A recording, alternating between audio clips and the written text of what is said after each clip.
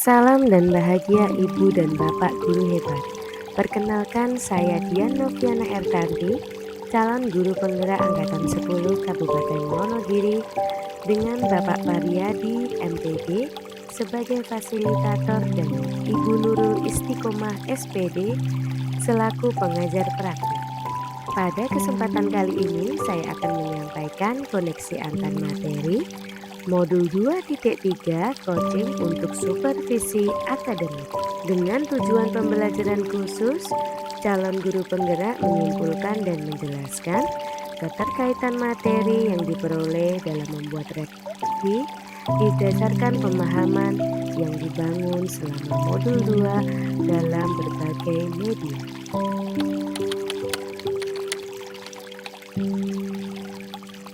Dalam modul 2.3 saya belajar tentang supervisi akademik dan proses coaching.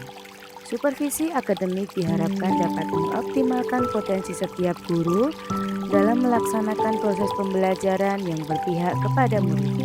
Hal ini dapat tercapai melalui percakapan coaching dalam rangka proses supervisi akademik yang memberdayakan.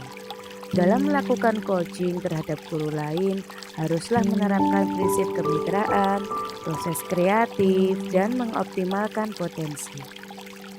Proses coaching dapat terlaksana baik apabila terdapat alur percakapan serta di dalamnya, yaitu menetapkan tujuan, mengidentifikasi, membuat rencana aksi, dan tanggung jawab antara coach dan coachee. Sebagai coach harus hadir sepenuhnya, mendengarkan aktif, dan memasukkan pertanyaan yang berbobot kepada coachee agar proses coaching berjalan dengan baik dan menghasilkan solusi yang tepat. Dalam proses belajar modul 2.3, saya merasa khawatir dan takut akan sulit dalam memahami dan melakukan praktek sebagai coach atau supervisor. Namun, seiring berjalannya waktu dan bertambahnya pengetahuan, saya menjadi enjoy, senang, dan optimis bisa menjadi supervisor dan coach melalui penugasan yang diberikan. Dalam ruang kolaborasi, saya dan rekan CGP dapat berkolaborasi dengan baik dalam mempraktikkan proses percakapan coaching dengan alur tirta. Saya dapat berperan sebagai coach yang menerapkan prinsip kemitraan, proses kreatif, dan mengoptimalkan potensi. Saya juga hadir secara penuh, menjadi pendengar aktif, serta belajar dalam memberikan pertanyaan yang berbobot kepada coachee. Memberikan pertanyaan yang berbobot menjadi penting, karena bagaimana pertanyaan tersebut seharusnya dapat menggali potensi diri yang sudah dimiliki seorang guru. Saya merasa bahwasanya memberikan pertanyaan yang berbobot perlu pengalaman dan latihan yang berkelanjutan, sehingga saya harus terus berlatih. Meskipun sedikit, saya merasa bahwa setelah mempelajari modul 2.3, ada peningkatan dalam pengendalian diri, terutama dalam bersikap terhadap cerita atau permasalahan orang lain. Saya berusaha untuk tidak menghakimi atau memberikan label dan berasumsi terhadap permasalahan coaching. Saya juga belajar menahan emosi untuk tidak ikut bercerita tentang pengalaman pribadi saya ketika proses coaching berlangsung. Secara tidak langsung, hal-hal ini tentunya dapat meningkatkan kematangan diri saya.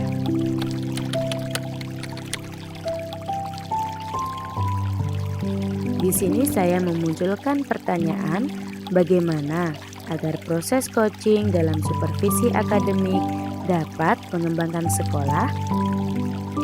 Proses coaching adalah sebuah percakapan yang memberdayakan dan mengoptimalkan potensi dari guru.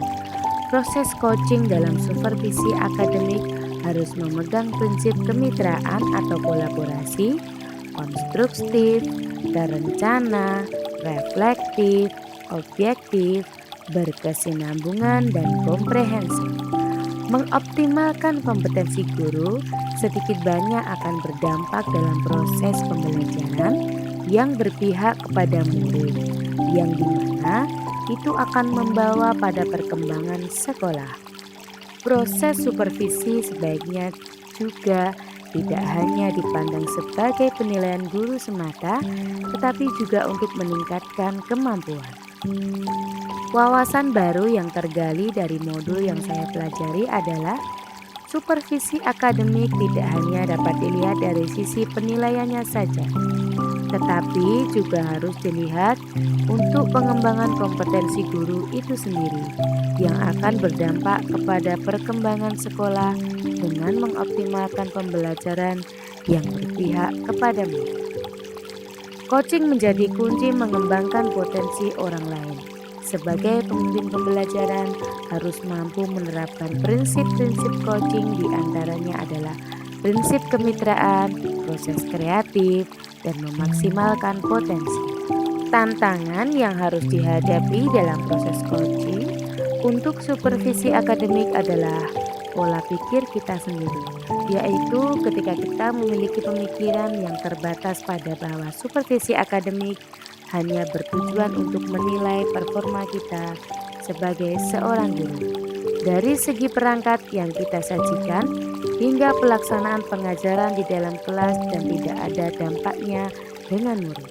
Alternatif solusi adalah berbagi pemahaman tentang materi coaching dalam supervisi akademik yang meliputi pengertian, tujuan, prinsip, dan manfaat agar tercipta keseragaman persepsi tentang coaching dalam supervisi akademik, yaitu tidak hanya untuk menilai guru tetapi juga dapat menjadi alat pemetaan pengembangan kompetensi guru dan memaksimalkan pembelajaran yang berpihak kepada murid.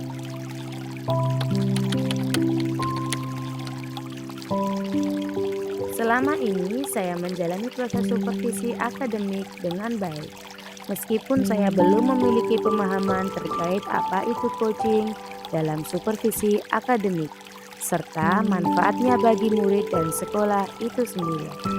Kegiatan supervisi yang saya alami sudah terlihat pada fase pasca supervisi melalui umpan balik yang diberikan oleh supervisor, namun belum terlihat pada fase pra-supervisi. Kedepannya, proses coaching dalam supervisi akademik dijadikan salah satu alat ukur untuk meningkatkan kompetensi guru dalam bidang akademik. Kemudian, dalam melakukan supervisi harus meliputi kegiatan pra-supervisi, supervisi, dan pasca supervisi, serta menerapkan prinsip coaching seperti kemitraan, proses kreatif, dan pengembangan potensi.